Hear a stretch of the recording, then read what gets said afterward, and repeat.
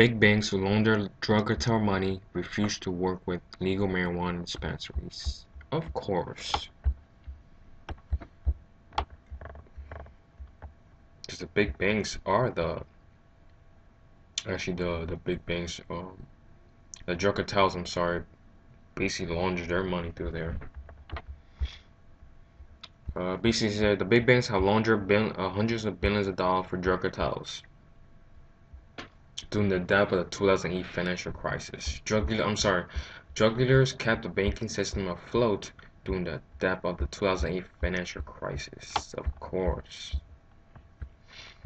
And yet, it says here, yet the banks refuse to provide banking services for legal marijuana in states like Colorado, which have blessed the sale of pot. The feds are a big part of the problem after all. They support ruthless criminal drug cartels, of course.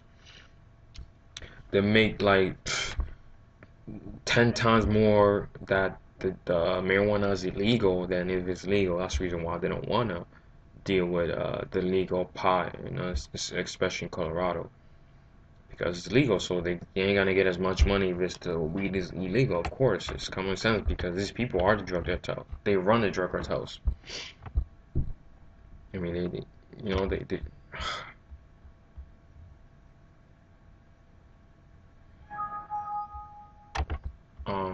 apologize about that. But yeah, the big bang basically they the one launder the money, you know, and that's the way it is. Who's the criminal? Of course, I mean everyone should know that. And it says that marijuana remains illegal under federal law, but that has not yet stopped the fuzzy industry of marijuana farmers experiencing for rising serves in 15 states that allow the drug to be used for medical purposes. Under President Obama, the federal government has seemed to make a point of paying little attention till now. Right? Oh, so scary. Right. And then they're the one that they're the one control all the drug shipment coming in this country. It says here the big banks have also been laundering money for terrorists. The HSBC employee who blew the whistle on the bank's money laundering for terrorists and drug cartels says that the giant bank is still laundering money. Okay, so this individual whistleblower came out and said, yeah, the bank basically launders money for the terrorists and drug cartels. But majority of you people are like, do you know this? It's new to you guys, and you should, I mean, waking up that the big corporation, the big banks, I'm sorry, let's say the foreign banks are basically they control the whole world, you know. And basically, she said he or she goes on. The public needs to know that the money is still being funneled through HSBC to directly buy guns and bullets to kill our soldiers. Banks financing terrorists affects every single American.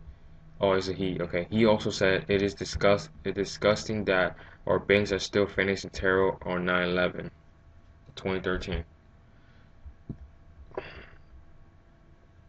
It said, but since the American government has backed the most dangerous and violent Muslim terrorists for decades, in order to contain viral Muslim faction, the government is partially to blame for the banking combination as well. So there you go. I mean, we all should know, who pulls the strings. I mean, the big banks, the corporation, That's how these scumbag words. They'd rather they'd rather not deal with the legal Colorado marijuana because they're gonna make basically less money. And this bank, HSBC, not just this HSBC in general, but all the banks, they all launder money. They launder money for the drug cartels. So that's the way it is in this world. They're all the drug dealers. The government, all the drug dealers.